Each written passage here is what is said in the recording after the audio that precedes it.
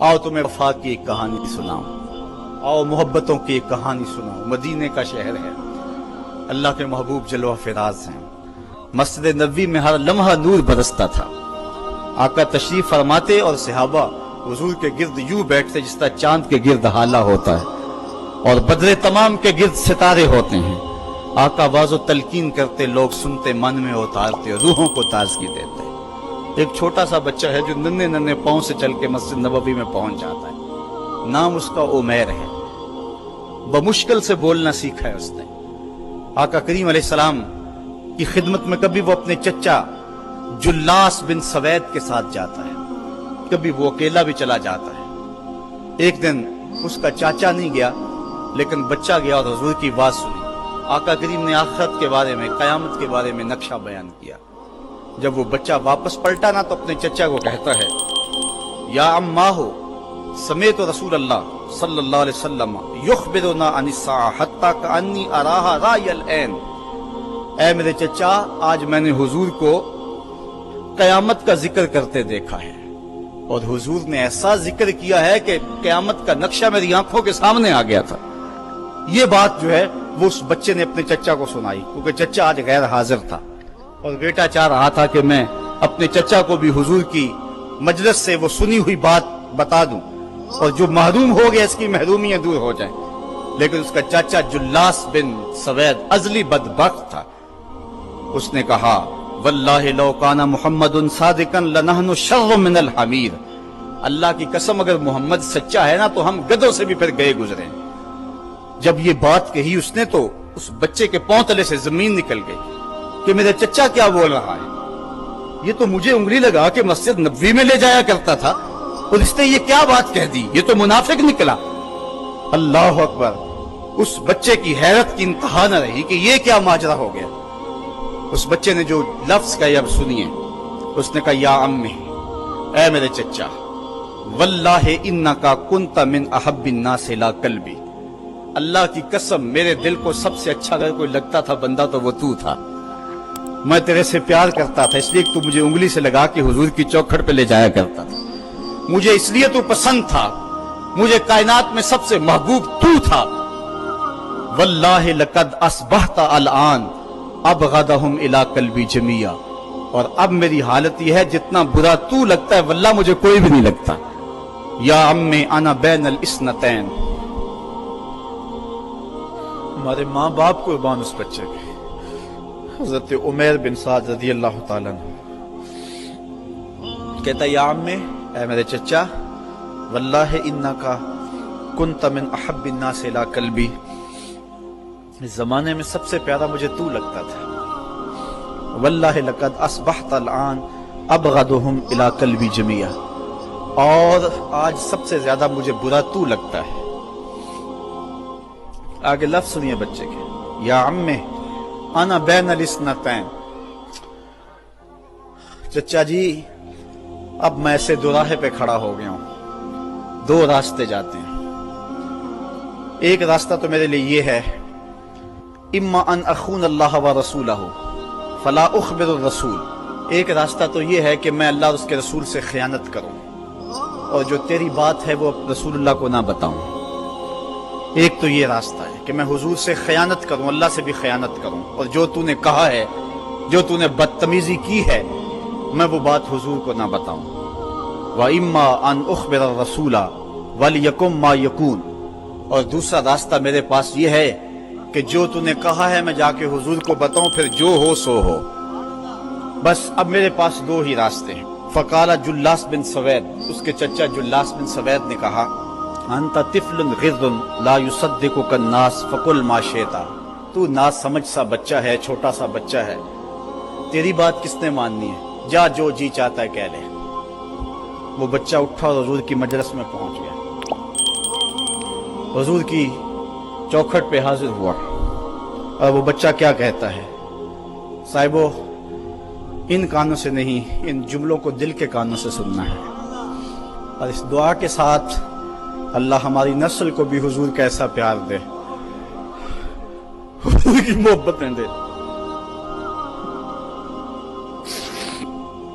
وہ کیا کہتا ہے، یا رسول اللہ صلی اللہ علیہ وسلم الجلاس بن سوید خان اللہ و رسولہ، حضور جلاس بن سوید نے اللہ اور اس کے رسول سے خیانت کی ہے، وہو امی، اور میرا چچا لگتا ہے۔ اگلے لفظ سنیے، وقد تبرأت الی اللہ ثم الیک منہ، حضور میں پہلے اللہ کے حضور پھر آپ کے حضور اس سے بیزاری کا اعلان کرتا ہوں۔ حضور میرا اس سے کوئی تعلق نہیں ہے، میرا اس سے کوئی واسطہ نہیں ہے۔ میں اللہ سے بھی کہتا ہوں میرے مالک میرا چچا سے کوئی تعلق نہیں ہے، چونکہ وہ تیرے محمد کا دشمن ہے۔ حضور میں آپ سے بھی کہتا ہوں کہ میرے چچا سے کوئی تعلق نہیں ہے، چونکہ وہ آپ کا دشمن ہے۔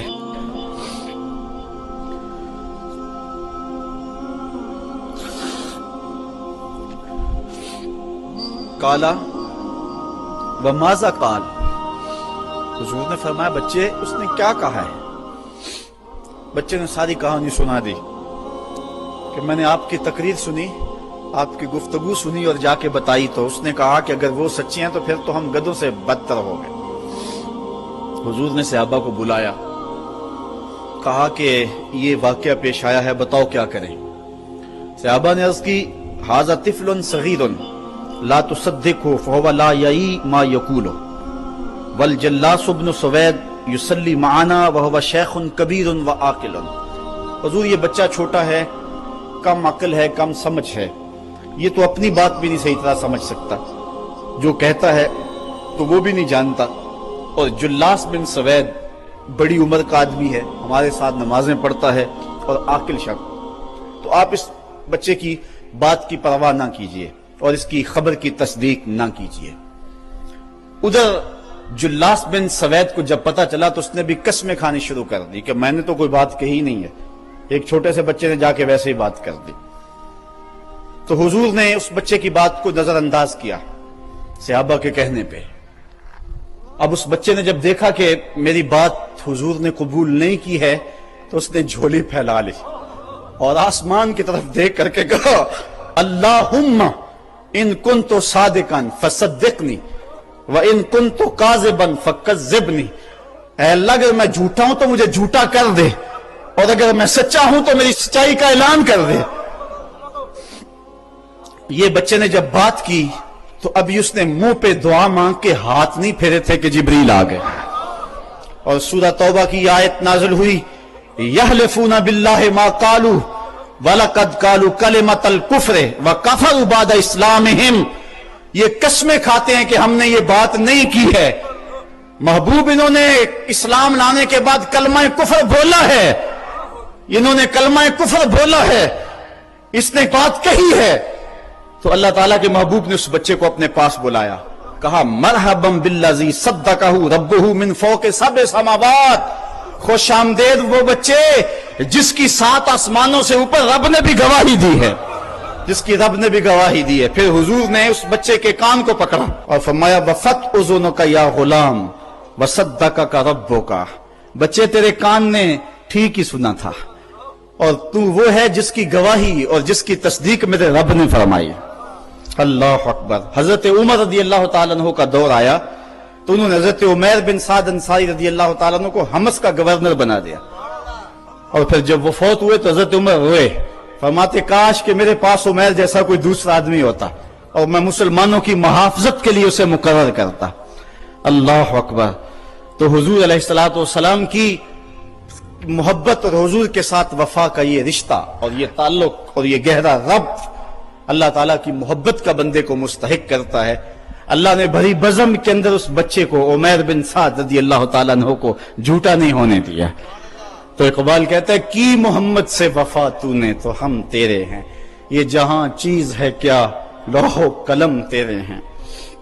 اگر حضور سے تعلق محبت کا اور رشتہ تعلق کا استوار ہو جاتا ہے تو زندگی حسین اور زندگی جاندار ہو جاتی ہے، اور اگر آقا سے تعلق استوار نہیں ہوتا ہے کثرت کے باوجود بھی ہم ذلیل و رسوا ہوں گے، اور یہ ہمارا مقدر ہے۔